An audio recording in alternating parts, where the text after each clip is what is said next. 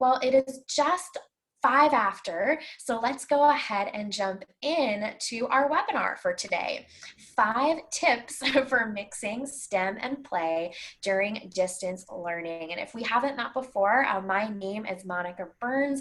I'll share a little bit about my background and my story as we get ready to dive into these 5 tips today. But Lauren is here from Unruly, and so I don't know, Lauren, you want to say a quick hello to everyone?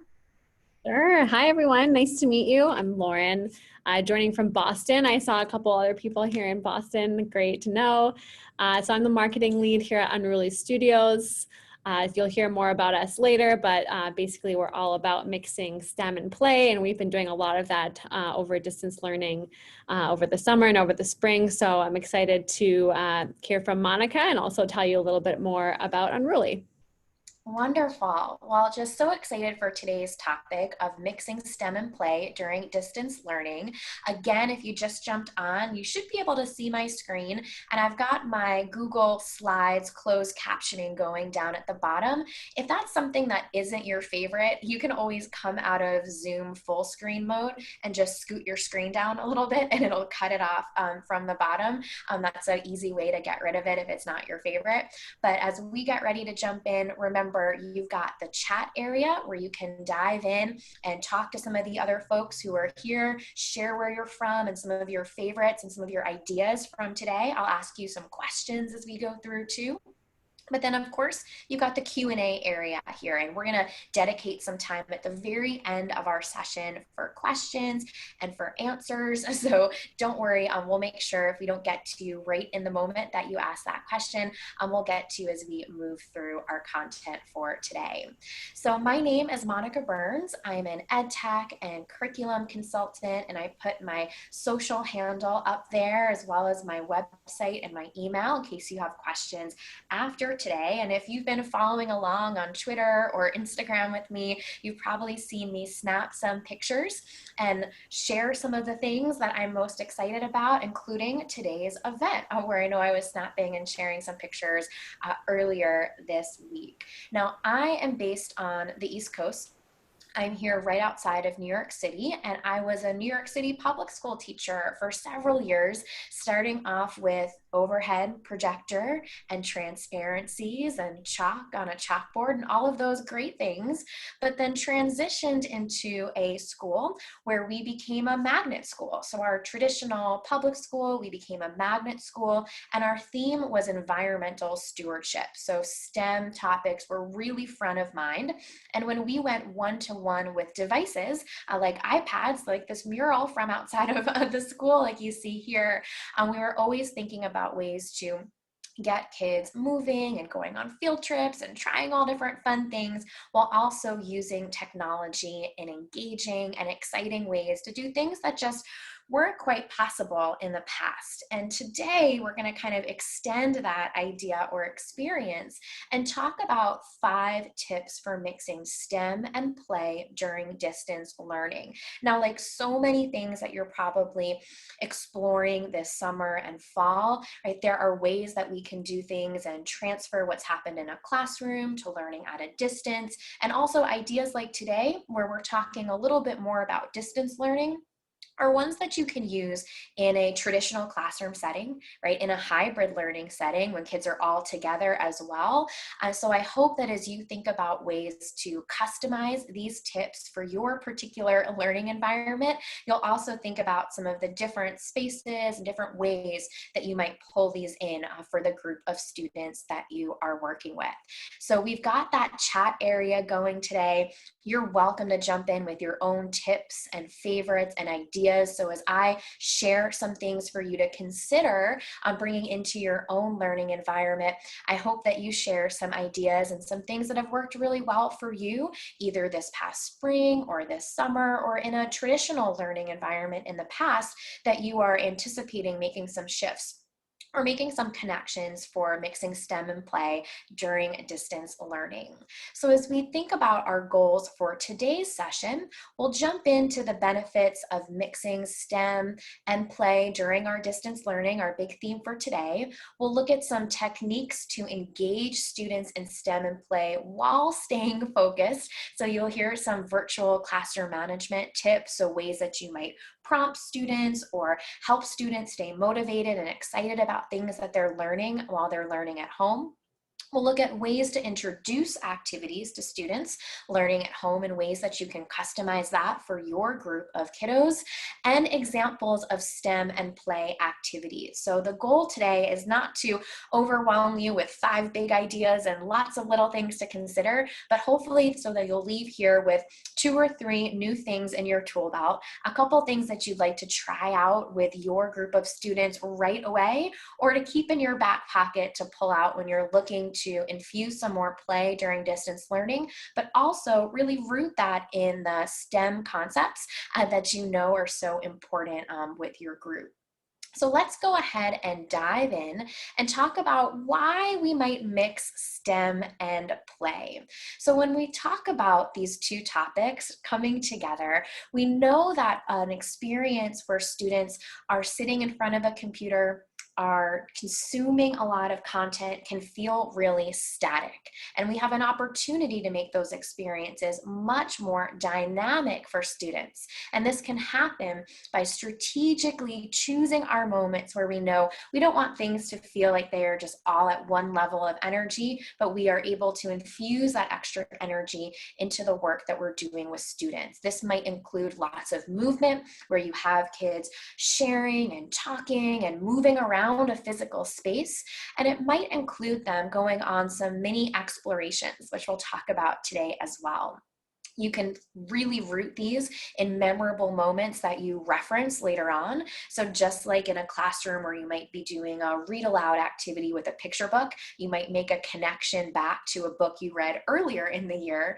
Well, those memorable moments where kids are making or creating or sharing something really rooted in your big STEM topics become those memorable moments that you can call back to, that students bring up in conversations, and that can really reinforce some of the academic concepts that you want students to have experience with.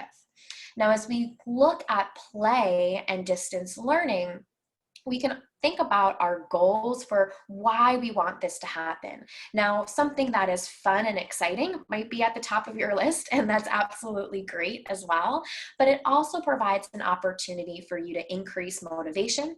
So getting kids interested and excited in new ideas. It's an opportunity for you to increase engagement. So when we talk about engagement, it's more than just that hook at the beginning of a lesson, but keeping kids in the flow of learning so they don't realize what time it is. They're just so interested and excited in what's happening. And it can also increase that participation where kids are excited to show up. They want to jump onto that optional thing that you invited them into because they can't wait to participate. So I'd love to hear from you in the chat as I talk a bit about some of the reasons why you might want to bring play into distance learning. What brought you here today, right? Why are you thinking about mixing play and STEM during distance learning?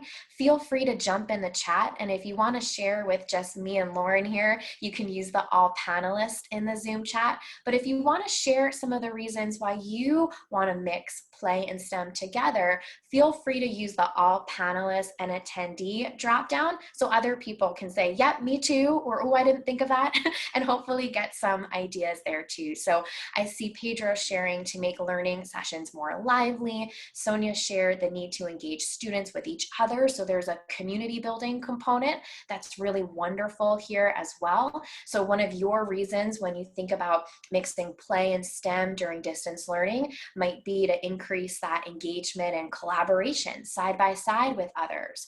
So getting kids logging in regularly, so that participation piece where they're interested to show up, thinking about our younger students and making sure that they are not kind of sitting still. If you see me bouncing around, because I'm on one of those movable stools here, right? Because I know I need to move a little bit even in front of all of you, right? So keep all of these ideas coming into the chat. You might see some connections to what other people are thinking, or you might even see some ideas that you hadn't quite thought about before.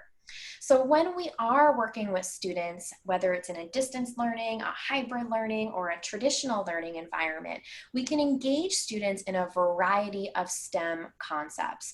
And so you'll want to think about your identification of what STEM concept is maybe top of your list this week, what it is that you're working on with students. So identifying that from the beginning, right? As we talk about our activities today, activities are wonderful, but we want to really root them in those learning experiences. So we want to engage students in STEM concepts by establishing relevancy. That why are we doing this, or why is this important to us? So making sure things are relevant for students.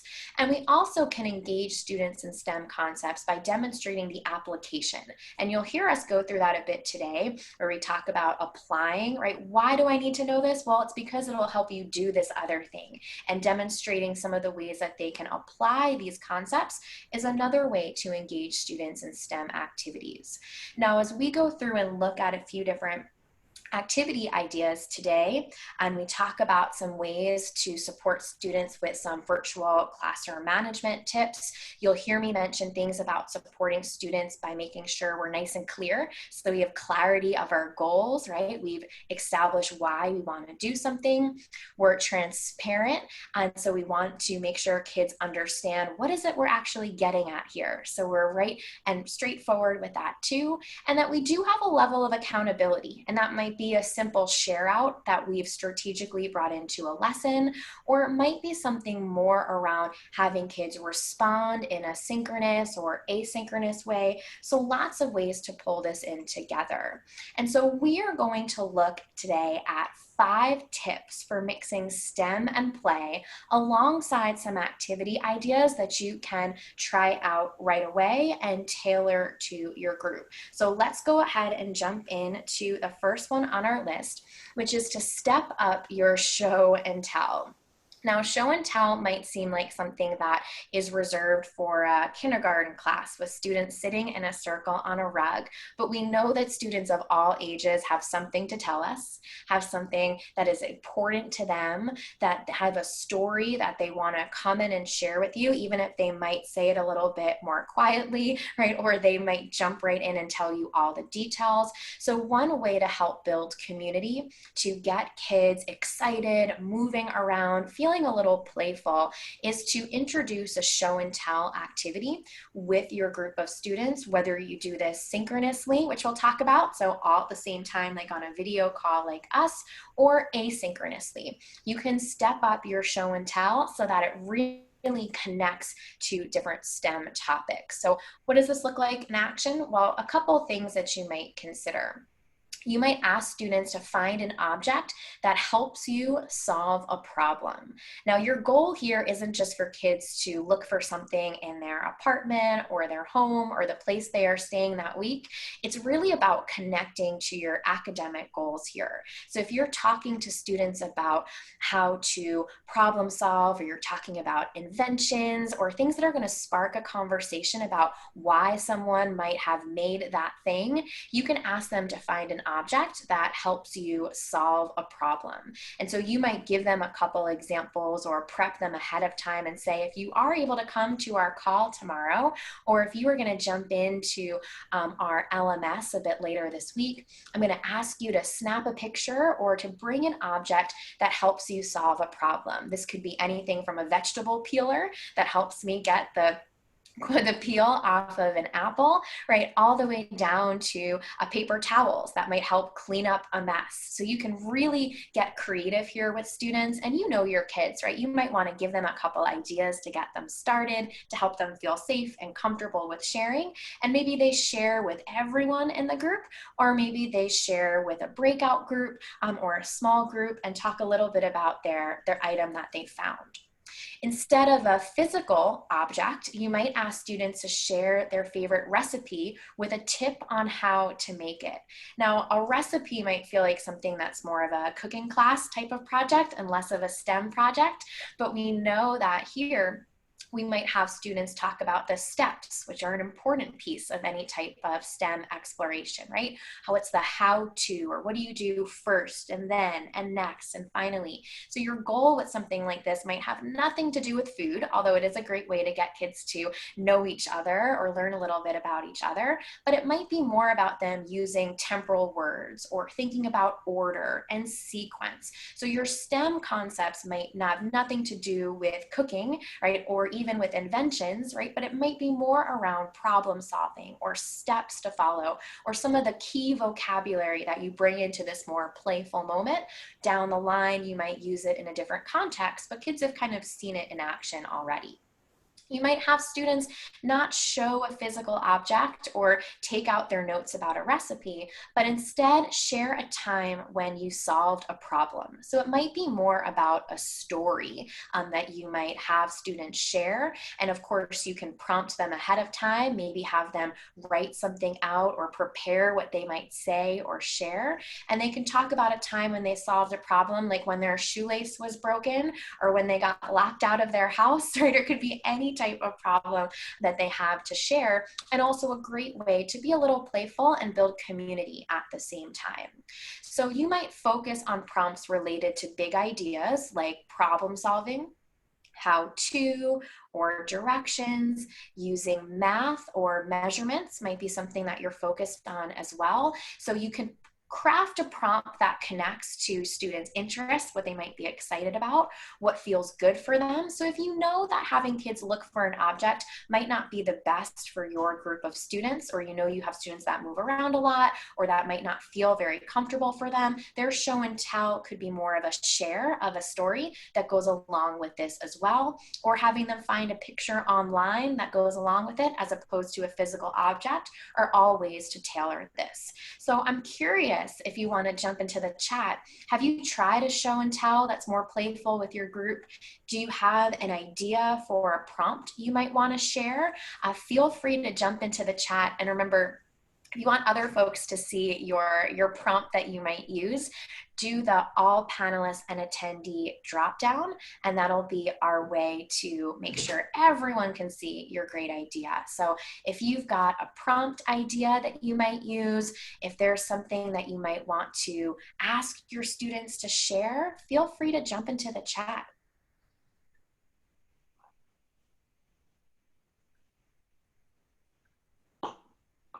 And you're welcome to use that, right, as a space to type in if you have an idea as we go through today. So feel free to kind of use that as a brainstorm spot for you as well. I love the idea of brainstorming problem solving things, or sharing a time when you maybe got stuck on a problem and how did you solve it, or how did you think through that. I think, thinking through the steps of how you solve a problem and how you approach a problem is sort of like a fun thing rather than like, oh, this is something that's giving me trouble, but this is something that's fun and we're looking how to solve it. Absolutely, right? And especially when we talk about some pieces around building perseverance and getting kids to really work through a problem, it's a great way for them to remind each other, right, that they can be successful when something might feel a little bit hard. So Julia shared using a prompt like how technology has made your life easier. That's a great prompt. Finding a specific type of object that has a particular feature is another great one I see there in the chat. So especially if you're asking students, find something that's a cylinder, find something that is soft, find something that is rough, right? So you could really give that as an option for them too. So you can get creative here and look at your goals for the week ahead and say, how could I really pull in a show and tell or a share option here? So lots of ways to make this personal for your individual group. So, our next tip on our list is to incorporate a brain break. And if you have been on long, long Zoom calls this summer, maybe you had an all hands meeting at your school where everyone was showing up for the same kind of all day virtual event, or you've been sitting with students for a lot of synchronous learning, you already know the importance of brain breaks and giving kids a moment to pause, have a deep breath to think about something, maybe move around a bit. And we can be strategic here when we incorporate some STEM connections as well. So, for example, one favorite type of brain break is to act it out. And you can choose different things that have action items like a car, like what does a car sound like? What does it look like? What does a washing machine sound like? How does it move? What does a forklift do, right? How would I show what that looks like when I'm here in one space? So, of course, this could be a little bit silly, but it also is an opportunity for you to make connections to some concepts that you might talk about a little bit later. So, if you know that you're going to explore simple machines with students, you might pull in something like that as an acted out activity. If you were going to introduce students to a passage where they're learning about a current event and something that's happening in the world with a science or technology connection, you might decide that you choose an object that they're going to read about later in the day, and that this provides a little bit of an intro to get them thinking or a little bit more excited about a task that might not feel as energized without something like this. You might also bring in an illustration or drawing challenge, and your prompts could vary greatly here. So you might be talking about plant life or different parts of a plant. And instead of doing something that's a label all the parts of a plant that might feel a little bit more academic, you might have students draw a picture of a plant they've never seen before and have them draw a flower or something imaginary and then share that out right in between. So it's a great opportunity for kids to pause, get a little quiet. Maybe you play some music or you encourage students to mute or turn on and off different types of things in the background for them. And you could pull in an illustration or drawing challenge here. Another fun brain break is to solve a math riddle. So you know your kids and what the frustrational level here would be and what the independent or fun challenging level. So you'll want to find that nice balance so that this is a nice fun and playful thing for students.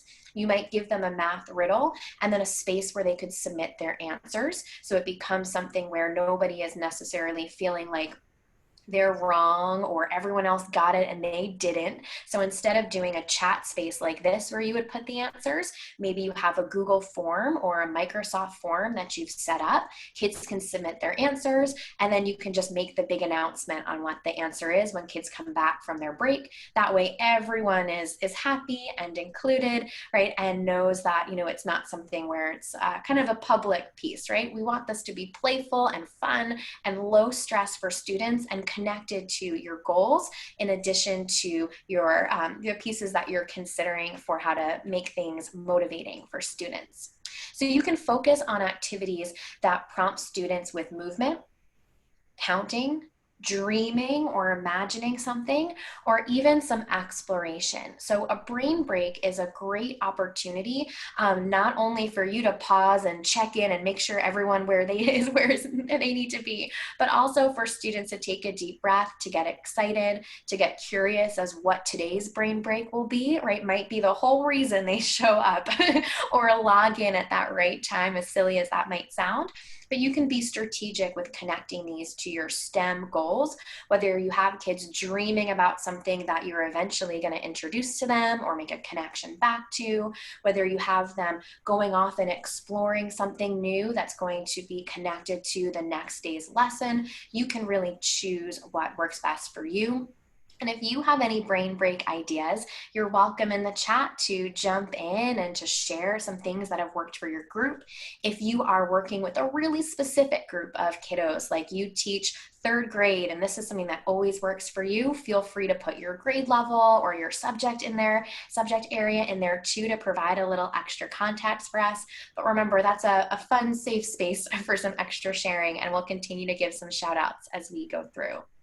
Now, tip number 3 on our list is to make it musical. Now, this is a wonderful way to introduce moments for kids to get moving, to be a little bit more playful, but still really root things in the academic concepts that are important to you.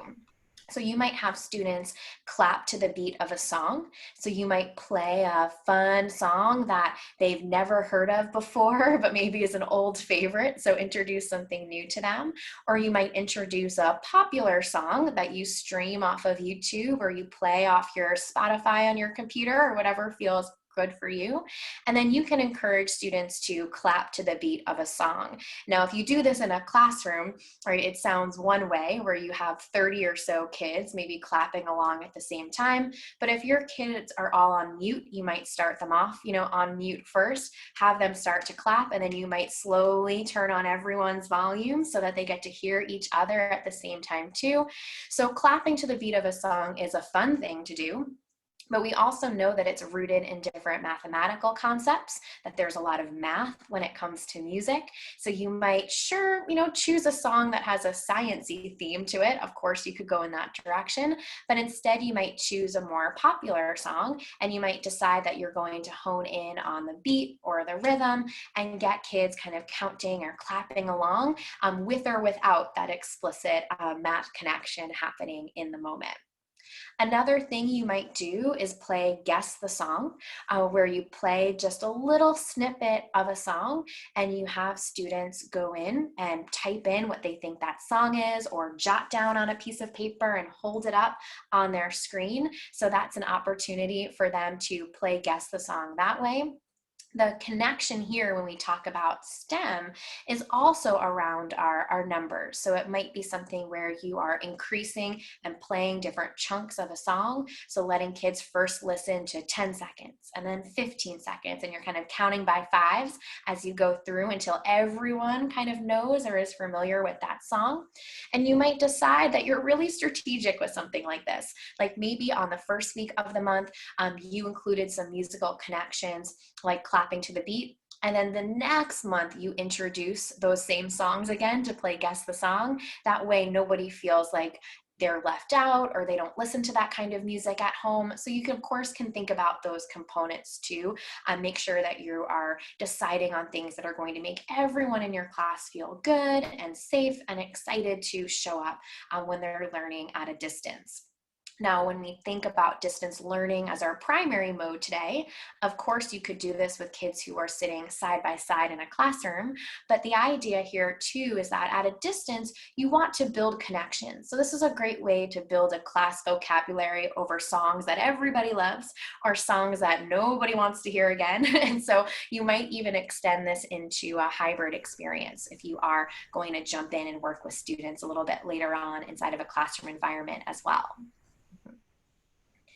Now, as we keep adding to our list here, you might decide that when kids are working on a task and maybe they're out trying to solve a challenging problem or they are working to focus in on something, you stream some calming music for them. So you might make a musical connection here that kids might be problem solving something that's a little bit tough where they need to focus. You might use a calming music playing in the background instead of a timer. So you might find a playlist that has a nice 5 minutes that goes through it. There's great ones you can find online that have musical type of timers. And instead of having a countdown clock that might feel a little bit, overwhelming for a student who's working to solve a problem, you might decide instead to have the music playing, which it would have a countdown as it goes through. But here you could stream some calming music, help students focus, and another way to get them kind of in the zone as they are working and learning at a distance.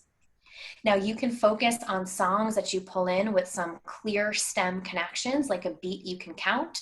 You might choose songs that have an educational theme. So it might be something where you play a few different songs and you try and have students guess what the magic theme is between them as well. So if you're learning about the solar system, you might choose a couple intergalactic theme songs. And so the educational theme might jump in that way.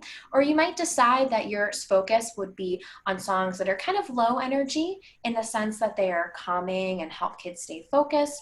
or things that are more high energy and upbeat, and finding the right balance between that as well. So you can get really creative here when it comes to this piece. If you have, though, if you want to jump into the chat, and if you have a favorite song, or I see some folks sharing in there already, or a favorite musical connection that you like to use with students, feel free to jump into the chat and share that there as well. We had Francisco share, I think it just went to the panelists, but I really like the idea, so I hope you don't mind me sharing. But they would roll a dice and then get the students to skip, hop, and jump and clap their hands depending on what the dice said. So a little bit of randomness mixed in there, which I think is fun. I love it, right? So that kind of keeping everyone on their toes, right? Figuratively and literally there as well. And if you know that your students are in a home learning space where they might have a couple siblings in the same room, right? Who are working on things as well, you might do things that are more about moving their hands around in a different space, something that requires them to stand in their kind of one little spot, as opposed to any bigger or larger movements where someone next to them might say sit back down, right? So you can really get creative and playful even in a small space, and you might transition into a face-to-face learning environment down the line and use some of these same pieces, right, in your classroom as well. So number 4 on our list of 5 tips today is to use student-created or student-led games. Now this becomes an opportunity for kids to make something, to have a leadership role, so you can really get creative with what this looks like as well. Now an old favorite that works no matter where you are is a Simon Says or repeat after me. Now you can do this with students whether they're all audio or all not audio, right? Whether their video is on or their video is off. You can do this when students are all together as a quick way to to kind of kick off a lesson. So you can really think about what the best strategy is here. And you might even use some of these games with brain breaks too. So when it comes to a Simon Says or repeat after me, this might be a way that you pull in some vocabulary as well. So instead of saying everybody touch your head, you might use whatever vocabulary is more appropriate for your group if you're learning about different parts of the body. So there might be some clear anatomy connections that go on there as well. Or you might pull in some numbers like tap 3 times, or other pieces that relate to what your goals are with your students. So definitely something you can do as part of a relationship building activity and to build community as well, but a nice way to sneak in some vocabulary that's not quite a review in a traditional sense, but might get kids moving a little bit in a big or small space, and also using some of that vocabulary as well. You could decide to have students create their own word searches or word scrambles. So this would be more of our student created game category. This is a nice way for them to think about vocabulary and pulling in vocabulary from a different unit of study. And so everything from biology, right, to our algebra class, right, has different types of vocabulary in it. So you might have kids create their own version of this.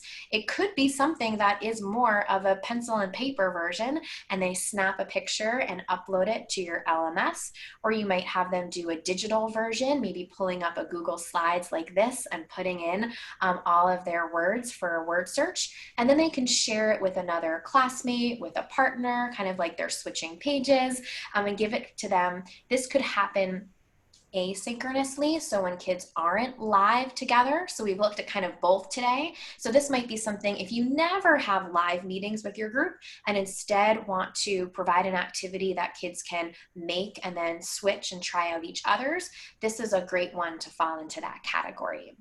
Now, another favorite game is an ABC game, and kids can play or create their own. An ABC game typically has one big topic and then different categories that go along with it. So you might say, we're gonna play an ABC game on our ecosystems unit. And we're gonna start off where you have A, B, C, and you have to think of your word and go around that way.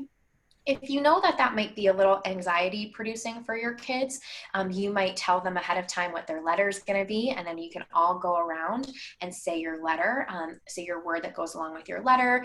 It might be A for abiotic factors of an ecosystem, right? Or B for a beluga whale that lives underwater, right? Or C for coral reef, or whatever it might be that falls underneath. This is a great way to get kids talking and sharing. And if you're together synchronously, right, you could bounce on and off, right? And kids could go back and forth and shout out their words that go along with each one, or type them into a chat area and you can shout out a few of them. You could do this to create a word cloud with students, or you might decide that if you're going to do this more asynchronously, that this becomes part of, say, an ebook project where each kid gets a page and they are going to do something that goes along with their letter. So you can be really playful and creative with an activity like this and still really root it in the vocabulary and in the content that you are introducing to students. I love using ecosystem examples because I taught grade 5 for several years and we always did a deep dive into ecosystems, but there's lots of ways that you could tailor this to your group.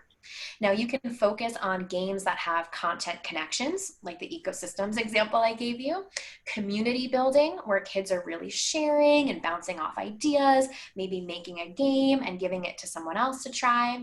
You can focus on games that really focus on finding a solution, so where there is something clear that they are going to narrow in on, or you might have a game where there's no winner and there's no right answer, right? It could go in lots of different directions, and all of that counts when we talk about student created games and student led games.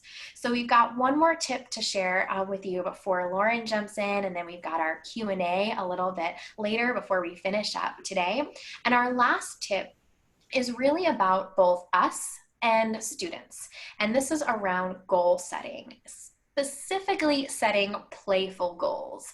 Now, usually when we think of goal setting, it's more of, I want to eat more vegetables, or I need to go on a run twice a week, right? Those goals are not always ones that feel super playful. And so we can really rethink some of our goals and anchor them in this idea of being more playful, being a little bit more light. And it doesn't mean that we're ignoring, right, the serious things that are happening in our world. It just means that we are really committed and focused to infusing playful moments when it feels right and when it can really help our group of students. So you might ask yourself, when you talk about prioritizing play, how do you want students to feel today, this week, right, or this month? And if you are looking at a screen of stressed out faces on Google Meet or whatever your platform of choice might be, right, that might be your kind of gut check to say, right, is everyone feeling the way I wanted them to feel this week?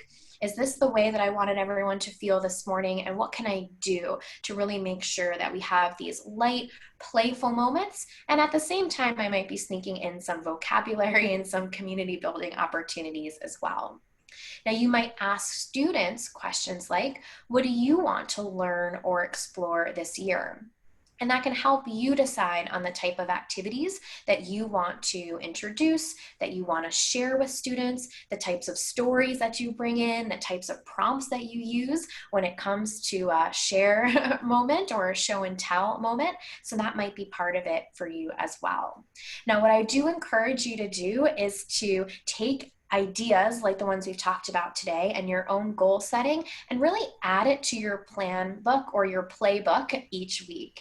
Now, one of the things that I always try and remember is that if I don't schedule it, it's not going to happen, right? So if it's not on my to-do list, if it's not on my calendar, then I probably don't value that activity as much as I really want to. And so if you can add those playful moments, not as an afterthought, but right from the beginning into your plan book or your playbook, right? When you look at what your goal or your lesson is for that day, what we're doing in math, what we're doing in science, that's your opportunity to say, and this is what is important, an important piece of this too. So adding this to your plan book or playbook is a great way to show not only that it's important to you and valuable to you, right? But that you are committed to making sure that this is something that happens really regularly right for your group. So you can focus on a bunch of different things, right? Your goal setting here could be manyfold, but when we look at this together, you might be focused first and foremost on engagement. And some of you said that in the chat early on, right? That's why you came today. You were thinking about activities that were going to be high engaging for your students. You might be focused on activities that are going to be motivating for your group. So ones that are going to make them want to show up and participate and wonder what's going to happen next. You might focus on just that general playfulness piece, right? That idea that you want things to be light and fun for students, but you might also focus on the energy and wanting things to be a little bit more high energy. And today, as we talk about mixing STEM and play within distance learning, we know that sometimes distance learning might feel a little low energy or a little bit more of a consumption from students consuming content. And we really want to get out in front of that as much as possible. And part of that is when we're prioritizing play and hopefully setting some playful goals. And so before we jump in to our Q&A, I always like to finish up our content part of a webinar like this with my favorite way to set goals and taking action on anything that we learn. And I like to have this week, this month, and this year goals. So today is Wednesday if you're joining us live. So maybe there's something you want to think about this week. Like maybe you want to sneak in a show and tell, or make sure you jot down on Friday afternoon what you want to do next week. We're halfway through September somehow already, but there's still time for a this month goal. And then this year, whether you are thinking in your 12-month calendar or school calendars, right? What is something that you'd want to accomplish this year based on what we've done today? And if you can kind of commit to those three things, then you've definitely spent some time well spent today. And so before we jump into our Q&A, and I'm going to peek at the Q&A widget here in Zoom, and I'm going to scroll back in the chat to make sure I didn't miss anything. Lauren's going to take over and chat with you, and then we'll flip it back over to me for some last questions before we finish up. Thanks, Monica. I love this this week, this month, this year. I'm definitely going to use that for the rest of the month. I think that's a great way to goal set. So I'm just going to share my screen here for a little bit to introduce Splats. So Unruly Splats were all about mixing STEM and play, and I know a lot of you in the chat before had talked about, kind of struggling with mixing STEM and play virtually, and so I'm hoping that I can answer some of those questions as well. And Monica had some great recommendations. So what Splats are really is programmable, playful buttons that students can program to create their own active games. And so there is a hardware component, which you can see here on the bottom, but we also have virtual Splats, which you can see here in the iPad on the left-hand side of the screen, where they can program to play memory games and musical games. And so we'll get into that. But really, Splats are a great way to get students up and moving, whether they're at home or at school or some sort of combination of both if you're in a hybrid model. But we don't like seeing kids sitting behind a screen all day bored. We want to get them up and moving. We want to get them engaged and also collaborating with each other. So before I give a few examples, I wanted to quickly talk about what block-based coding is. Oops.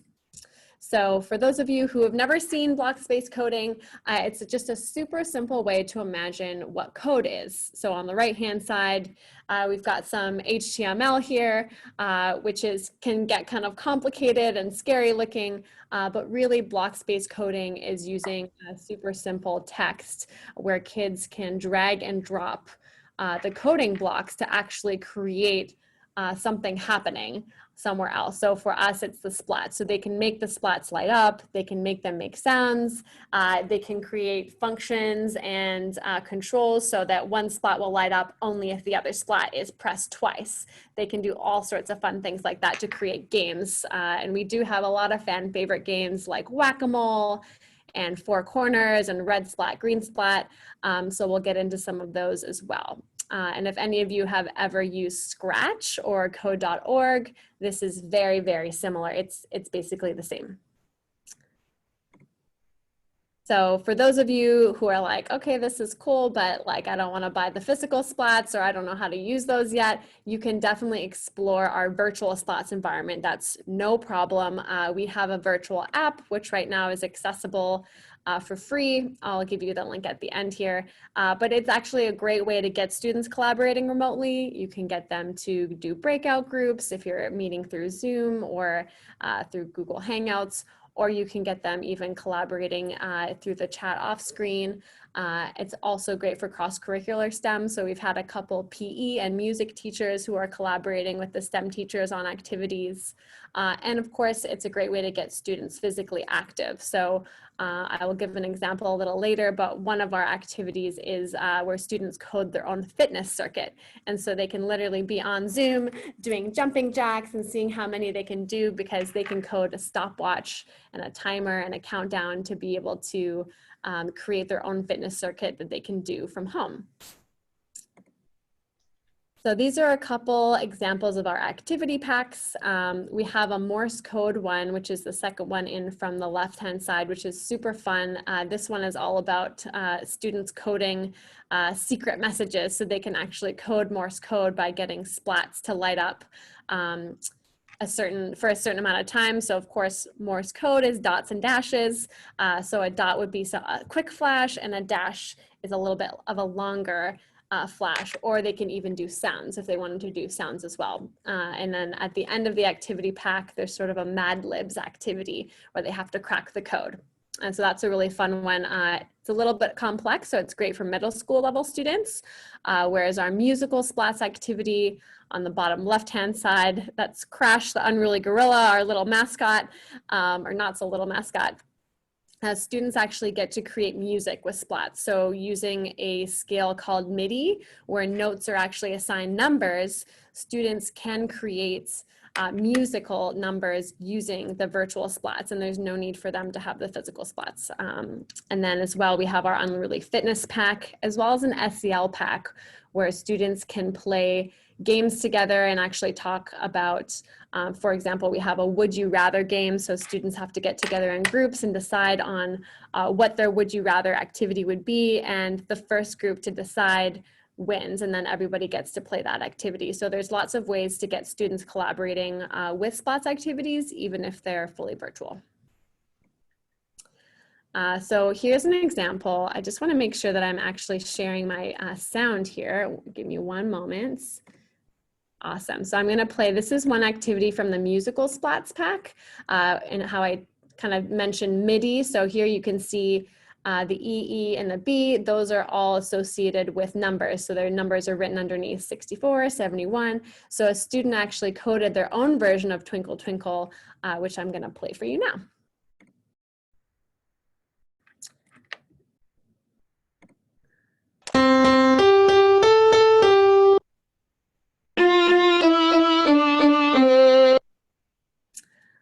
And so I love this one because they experimented with the different musical instruments with the song, and how the teacher did it was they had their students coding on an iPad and they sent them a screen recording so that they could see their actual final activity.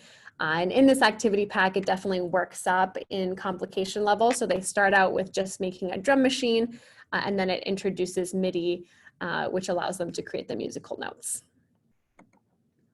And this is another one where the students are actually in school. This is in Florida. I'll play this one as well. But this is a music teacher, and because her students are not allowed to sing or to play instruments, she's using splats to actually have them create songs. And she did experiment with it with a few kids over the summer. And she said one of the students made their own Imagine Dragon song, which I was like, that's incredible.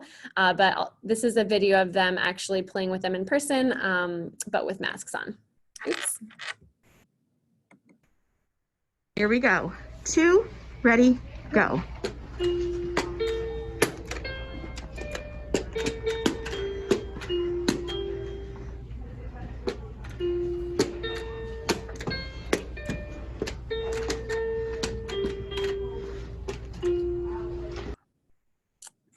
Awesome.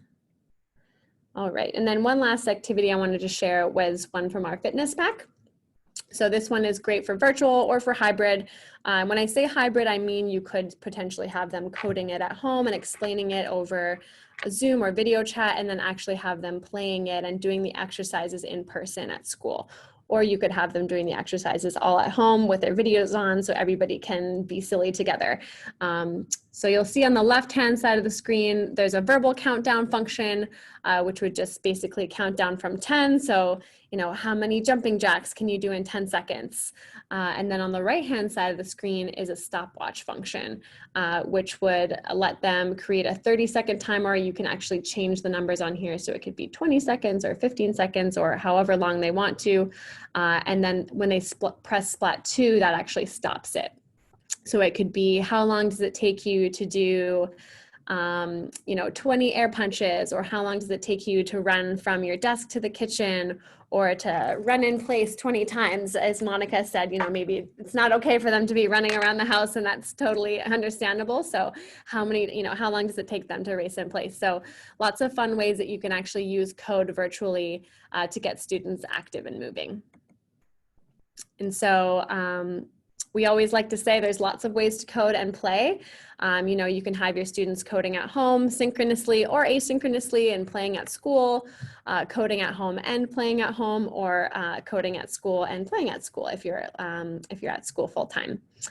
And I think one last slide here, definitely check it out. Our website at the top is unrulySplats.com. And then the link at the bottom is the link to our app. So you can play around with some of our block coding activities. Most of our lesson plans are also on our website. So if you're interested in checking some of those out, please go to our website and take a look.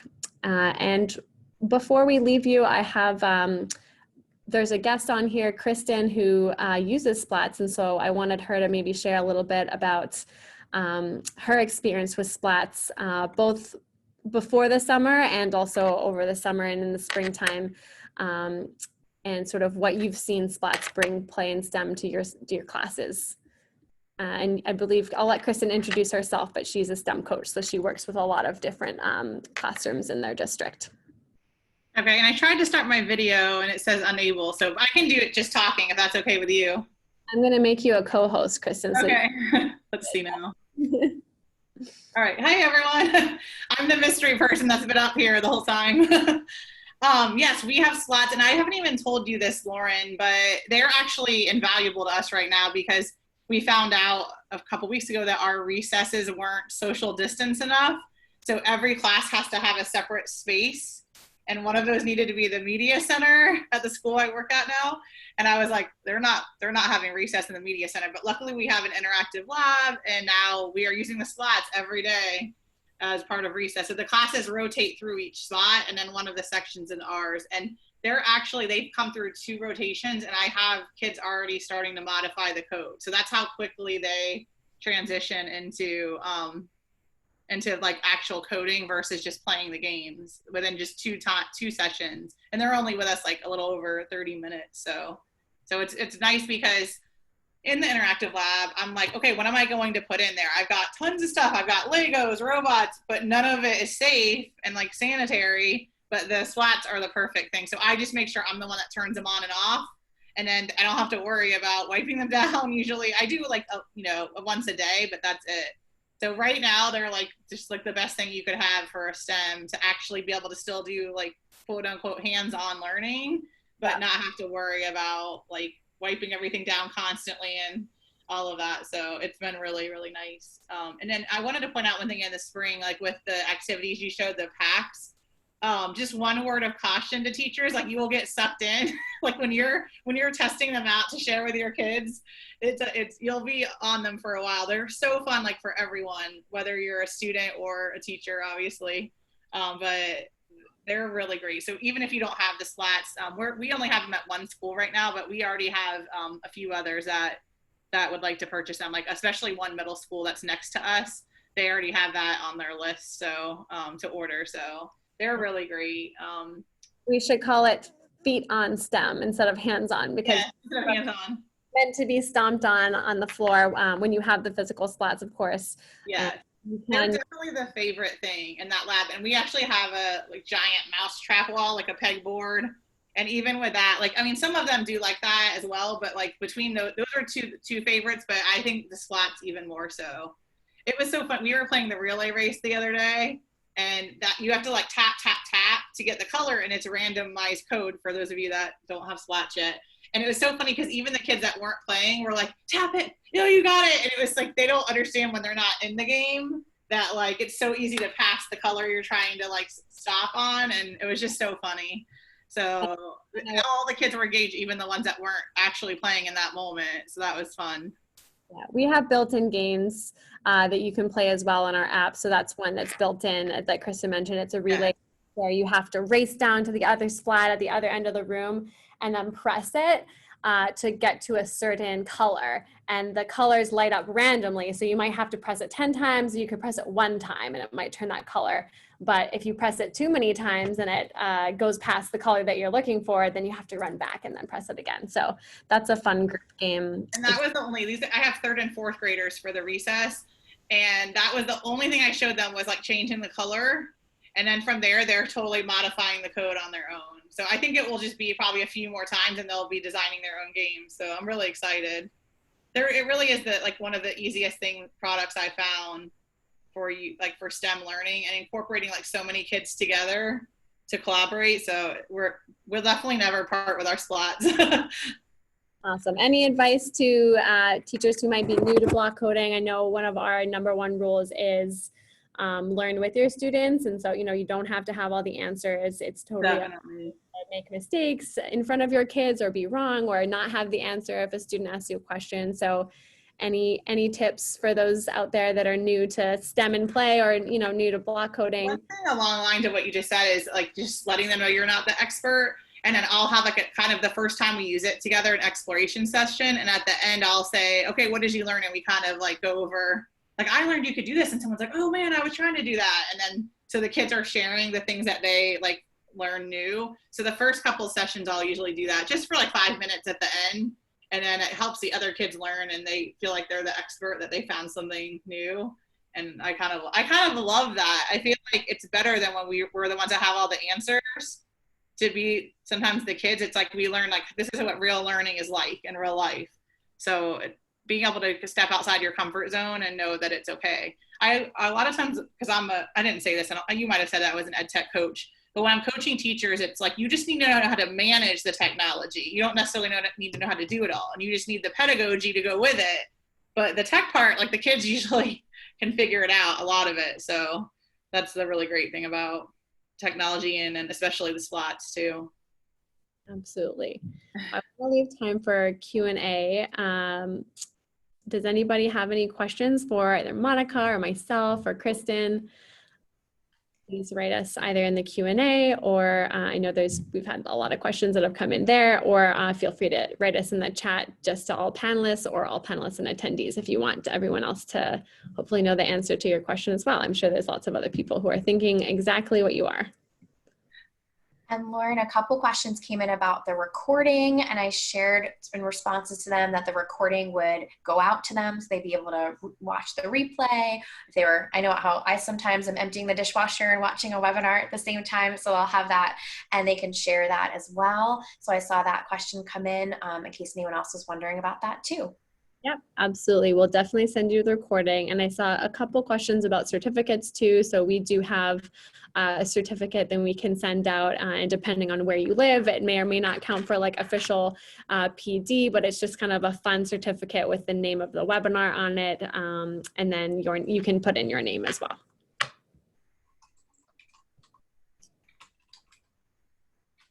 Awesome. Yeah, and so Linda asked a question about how kind of splats work after you purchase them. So splats are part of a school membership, and so how it works is that we sort of become your partners in splats, and we work with you. I think Kristen can also attest to this. Yes. We're not about giving you splats and saying good luck. We're going to work with you. We have implementation specialists and also ongoing coaching for any educators in your school who want to use the splats. So we really think of it as a school-wide tool, and really hopefully a way that you can get some cross-curricular extracurricular collaboration going, whether it be with the STEM and music teacher or the music and PE teacher. There's so many different ways to use them.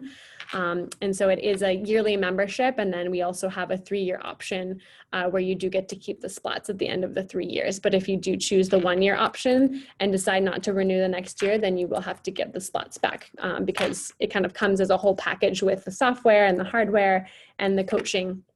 But Kristen, did you want to also speak? One thing I wanted to add about like the management of that is that I kind of learned at first we didn't do this. So what I'll usually do is I'll take them to the classes or bring them into the media center and we'll sort of do a demonstration so they get really excited about it. But then they can go back to their class and code because the app's completely free, like as you were saying earlier. So they can build their programs and then they need the apps again to test the program and then to finalize, like it's almost like going through the engineering process really with that. So that way you can like rotate through classes really easily and they still can code the splats. It's just the virtual splats and then we bring the splats to them. So we haven't, since we've been doing it that way, we haven't really had too much problem. Like they truly, anyone that's trying to use them is able to use them and book them. And we just sort of have like a splat schedule going at our school right now. Of course, those two, like there's 1 hour a day now where they're at recess, but other than that, they're available. And I'm still at the point this year where I'm there with them, but eventually the teachers will just check them out and have it on their own once they get more comfortable and the students get more comfortable. So then I wouldn't need to be there. I'll be able to do my coaching sessions or media lessons and then still know that the slats are good to go. So just, I think that kind of management and thinking about it, like you said, at the school level is really helpful. But the fact that the app is free really helps because they can do that independently. They don't need the app the physical splats the whole time. Yeah, absolutely. I know a lot of teachers who like to do the virtual part. Even before COVID, they were doing it as coding in the app without the physical splats, and then they got to play the game with the physical splats sort of as the reward. And it depends on the age of your students. If you're you can use splats in even a kindergarten class or a grade 1 class, but sometimes if it's too distracting to have the splat there, then they get to play the game with the physical splats, and then the virtual splats can be used for debugging and testing out your code. Yeah, we definitely use them to the max, even for like community events. Right now, we don't really have any of those going on, but like we use them at so many different like showcases and community events too last year. So they definitely come in handy. Awesome. And any other points on how's it been to work with the splats team and there's membership? They're definitely like you guys are in my top like 5 vendor, like there's like 5, they're all tied at the top. It's amazing. And what's really cool is like when we first started, it was at a time when I was really busy. I think we started them in like November of last year, and it was like Thanksgiving and we had hurricanes and all this stuff going on. And they keep you on track because like it was like, okay, you've gotten a chance to test it. What are your questions? Let's book another webinar. So it kind of, from the beginning, the splats team helps keep you on track, and then they're constantly checking in. And then one thing I love too is if we haven't really had much trouble with this, they're pretty durable. But if there is a problem with one, you just send it back and they send a replacement. So constantly checking in, constantly sending new content and new games. So it's not just like you get it and that's it and there's nothing new. There's constantly new things. And then the team is just so great to work with. It's been great. Like I said, we'll be Slots fans and Slots customers for a long time. We have money set aside now in our budget. Awesome.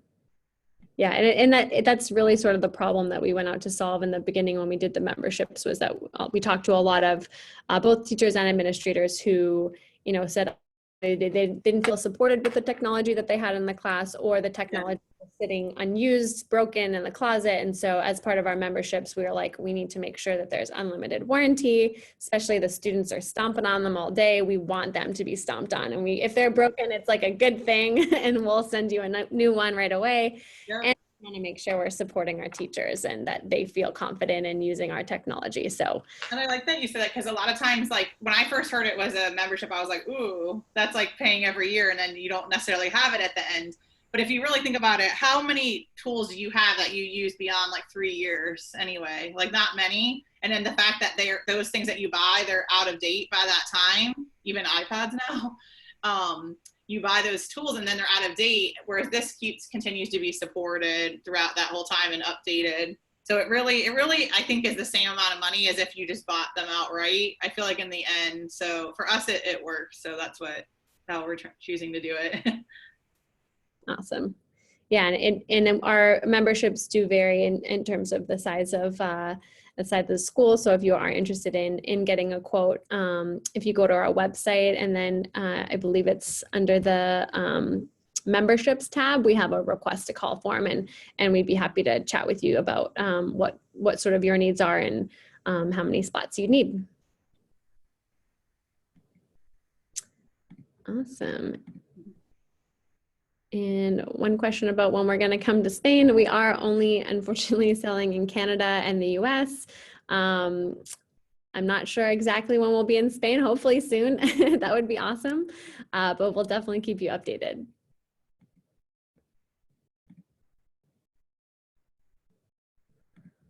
Awesome. Okay. Any other questions?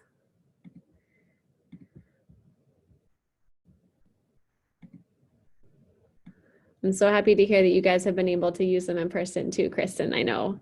I know. I didn't think we would get to use them this year. I wasn't sure, and now I'm really excited. That's awesome. Ooh, good question. Can they be coded on a Chromebook? They can. So they work with both iPads and Chromebooks. And actually, if you have any laptop with a Chrome browser, that will be able to work with our web app. So you just need to make sure that you've got a Chrome browser. And if you want to use them with the physical splats, it does require Bluetooth 4.2. And so they are connected, the app will be connected to the splats via Bluetooth. But if you're only using the virtual splats, then the Bluetooth doesn't matter. Good question.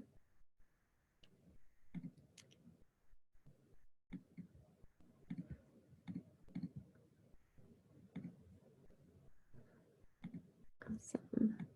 Yeah, we actually just launched our new app 2.0. So, and that one is for customers only because we just added a couple new features like some classroom management features so that teachers can access their students' work through the accounts, but it's still COPA compliant, as well as planning out like a planning area where you can plan out where the physical splats will be. And that was definitely a big feature request from a lot of our customers. So we're really excited. We're launching the new app, I think widely at the end of the month, but just starting to roll it out with our customers this week. So lots to look forward to.